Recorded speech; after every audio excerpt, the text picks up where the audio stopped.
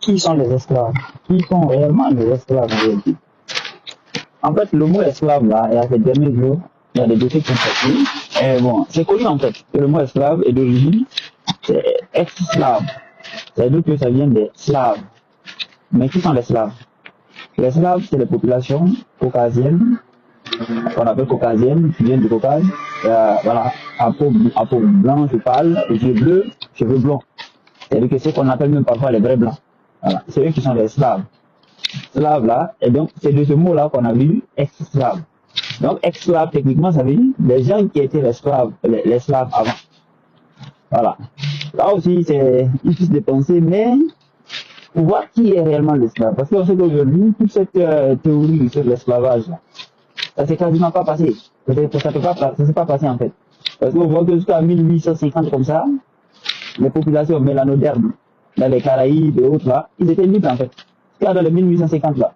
Tout s'est manipulé entre les années 1850 quasiment jusqu'aux années 1950. En 100 ans, toute cette théorie, voilà, en 3-4 générations, le mensonge a été installé dans l'esprit des gens à travers l'éducation, le déplacement de population. Mais jusqu'à dans les années 1800, les populations mélanodermes, ils étaient libres à la planète. Voilà. Donc, cette histoire d'esclavage, on se rend compte que plus les gens creusent, et notamment les gens du côté Amérique, ils se rendent compte que voilà, ils n'ont pas une mémoire personnelle de cet événement-là, qui aurait duré 400 ans. Ils l'apprennent tout comme un gars mélanoderme en Afrique l'apprend à l'école. Voilà.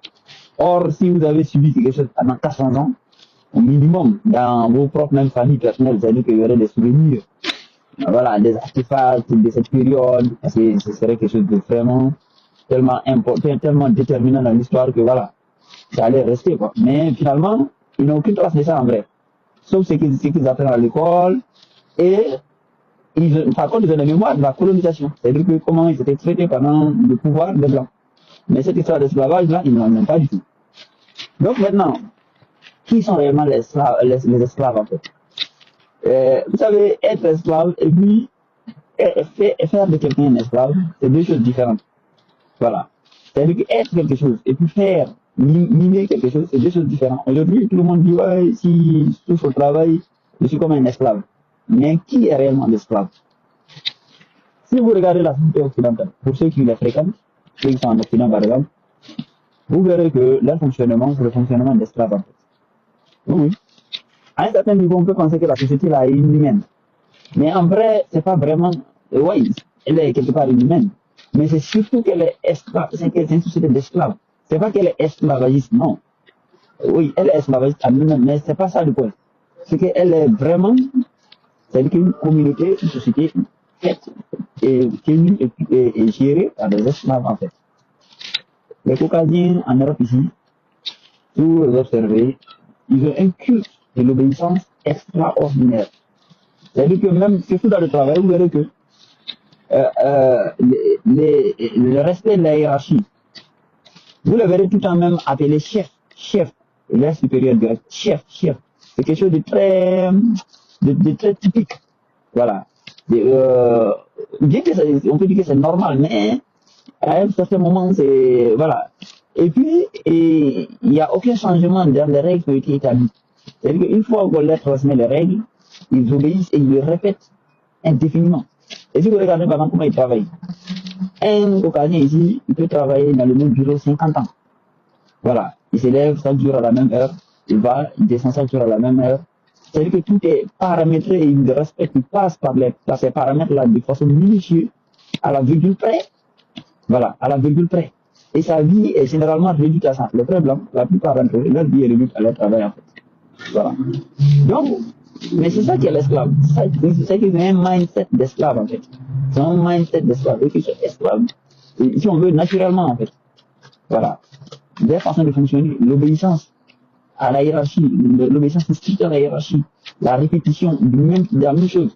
Vous faites attention, les Caucasiens et les mélanodermes, même ceux qui ont grandi parmi eux, par exemple, ceux qui ont grandi avec eux, ou même les gars des États-Unis et autres, là, qui ont grandi avec eux, qui ont vécu avec eux, malgré qu'ils ont grandi avec eux, la plupart du temps, ils ne peuvent pas se soumettre comme ça. C'est-à-dire que le système, c'est pour ça qu'on voit souvent des mélanodermes en Europe ici, ils ont grandi dans le système, ils sont venus, ils grandissent dans le système, mais ils disent non, cette répétition-là, ce mode de vie-là, ils se ressentent pas dedans. Et parfois même, ils préfèrent vraiment abandonner, quoi. Ils lâchent prise.